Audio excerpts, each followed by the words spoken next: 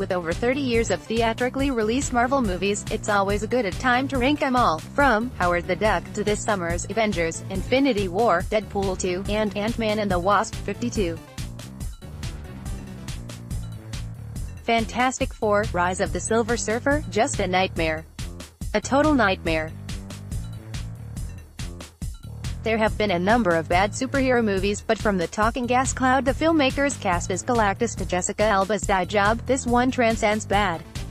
51. X-Men Origins: Wolverine, a totally chaotic stir-fry of nonsense that tells the story of how Wolverine got his claws.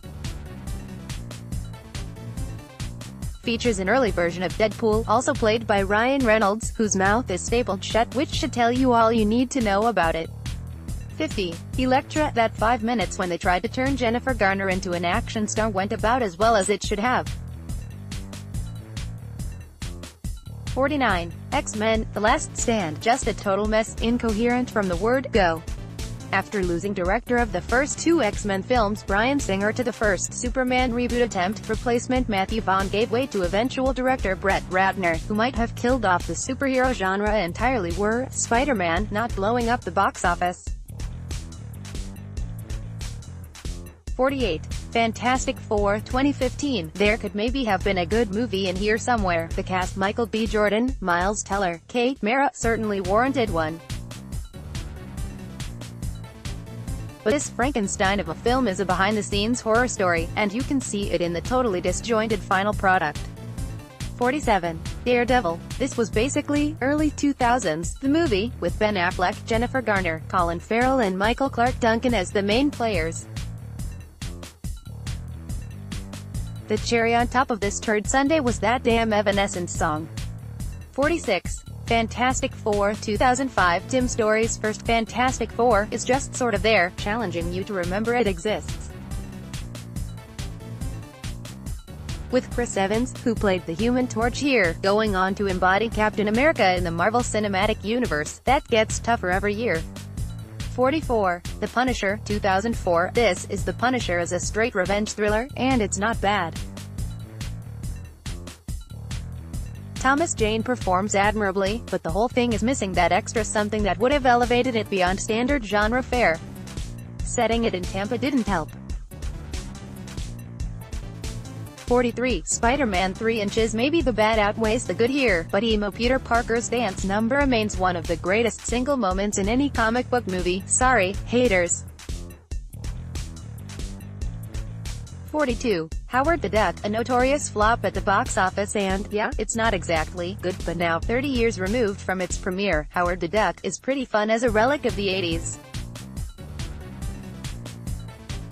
41. The Punisher 1989, Dolph Lundgren and Louis Gossett Jr. star in a low-rent 80s grunge sea-level classic. This one's all novelty value.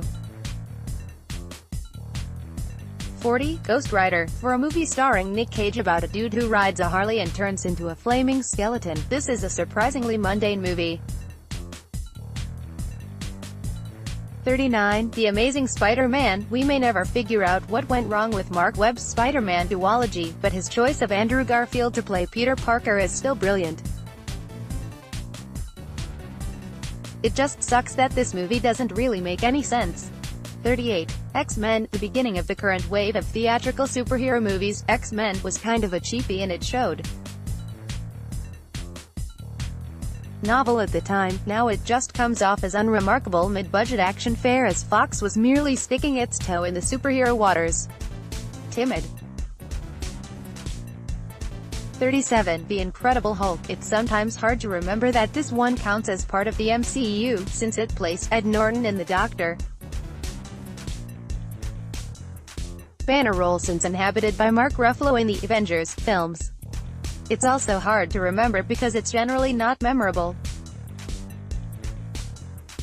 36. Thor: The Fantasy Marvel movie is directed by Kenneth Branagh, who covers the whole movie in candid angle shots and theatrical stylings. It's pretty boring, also, but at least it looks cool. 35.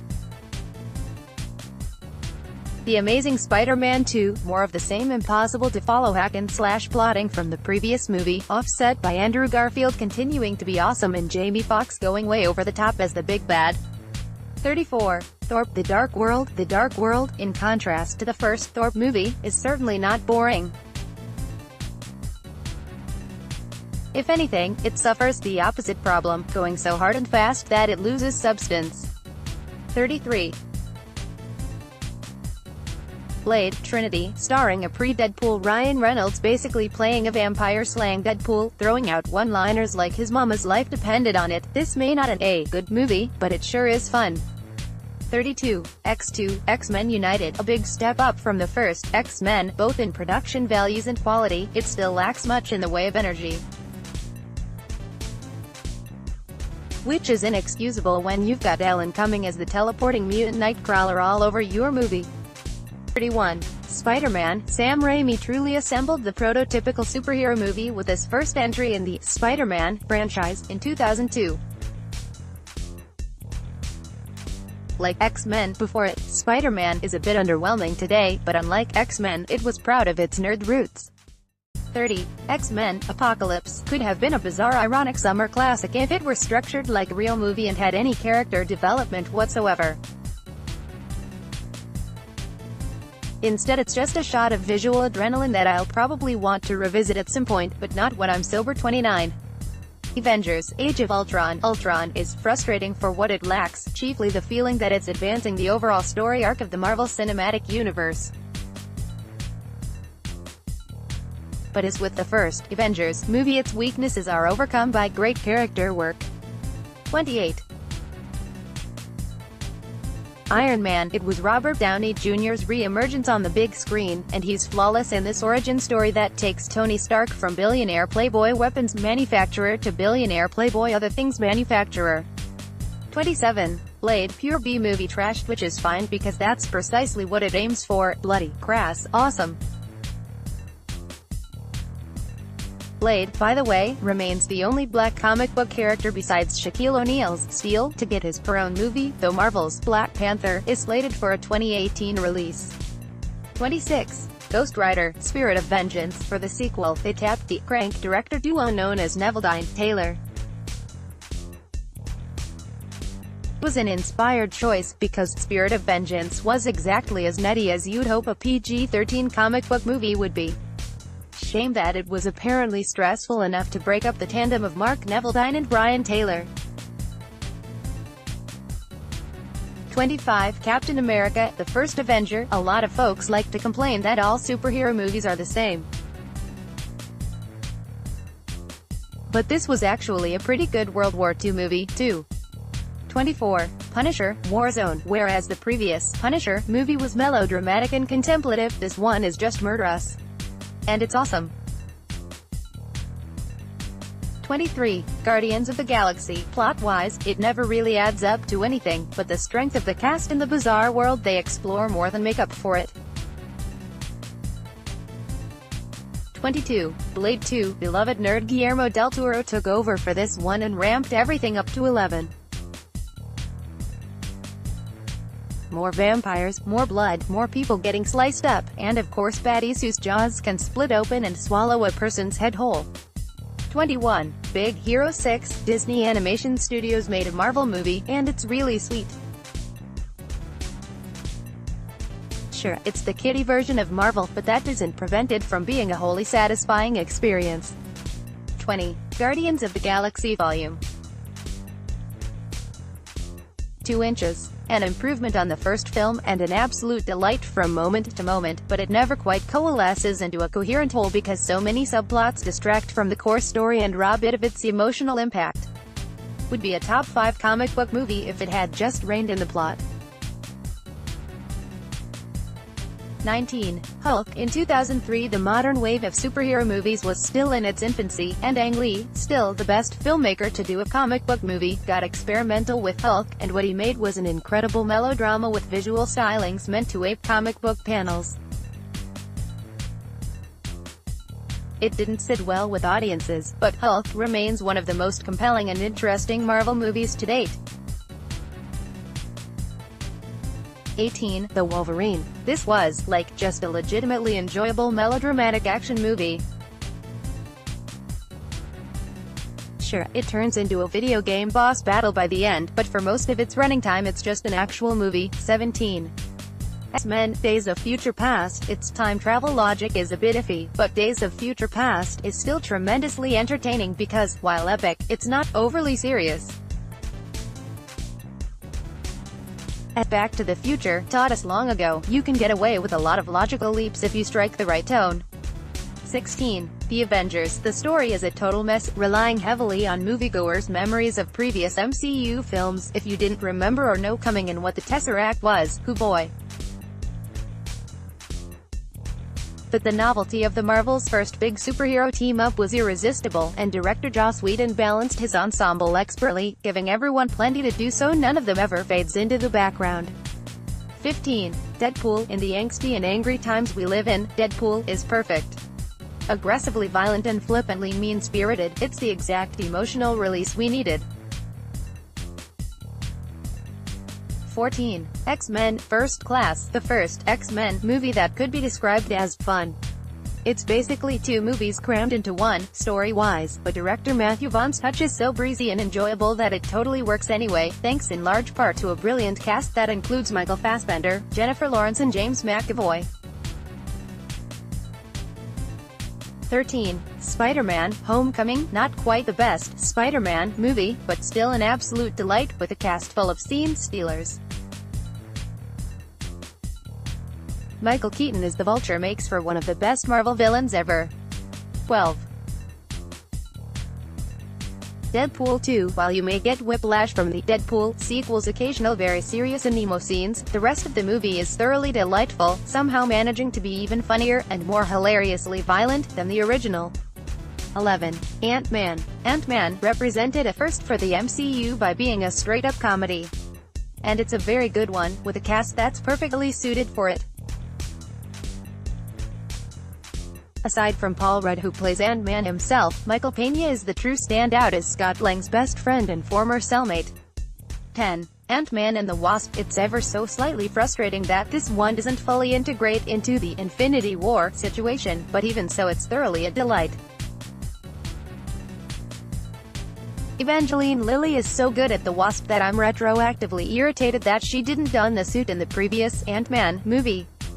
9. Doctor Strange. If it weren't hamstrung with all the requisite elements of an origin story, Doctor Strange might have been the best Marvel movie ever.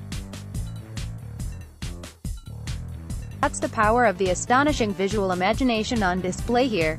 People love to talk about the nebulous concept of capturing some long-lost childlike sense of wonder, though the magic of cinema. Doctor Strange is one of the only movies I've watched as an adult that really accomplishes that.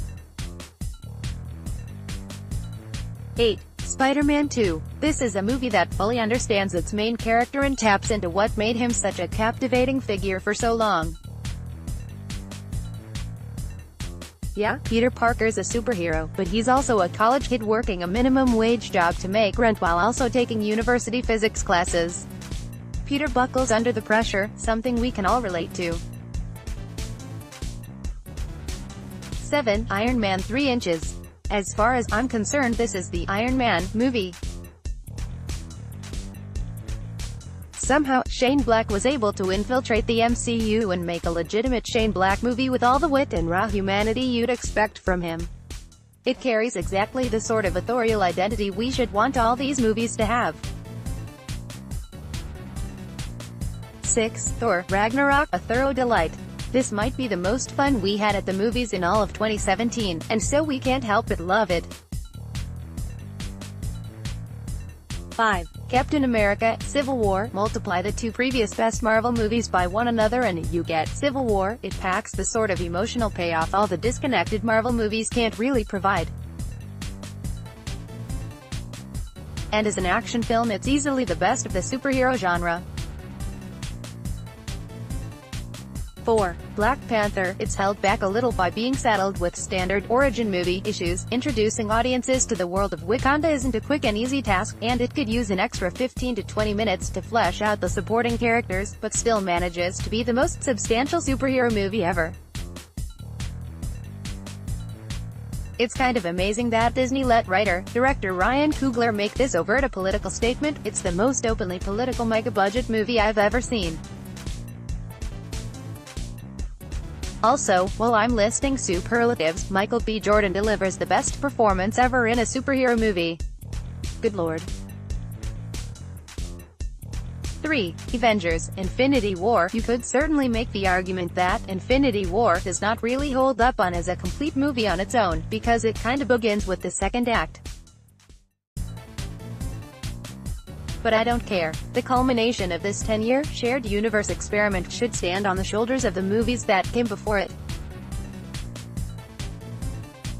The fact that it packed such a profound emotional punch, however, is what really makes it work.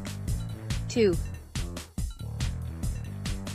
Captain America: The Winter Soldier. The Russo brothers, who made their entrance to the MCU directing Winter Soldier, before taking the reins on Civil War, and, eventually, 2018's Avengers: Infinity War, really impressed with Winter Soldier. It's a classic spy thriller with a superhero twist. And Robert Redford as the bad guy is a really nice touch. 1. Logan. James Mangold's small-scale western is a game-changer for the entire superhero genre, daring to defy pretty much standard by which you expect these movies to operate. It's just a great movie by any normal standard. Where Civil War elevated the genre, Logan opts instead to be something else entirely, and we are all the better for it. With over 30 years of theatrically released Marvel movies, it's always a good time to rank them all, from Howard the Duck to this summer's Avengers: Infinity War, Deadpool 2, and Ant-Man and the Wasp.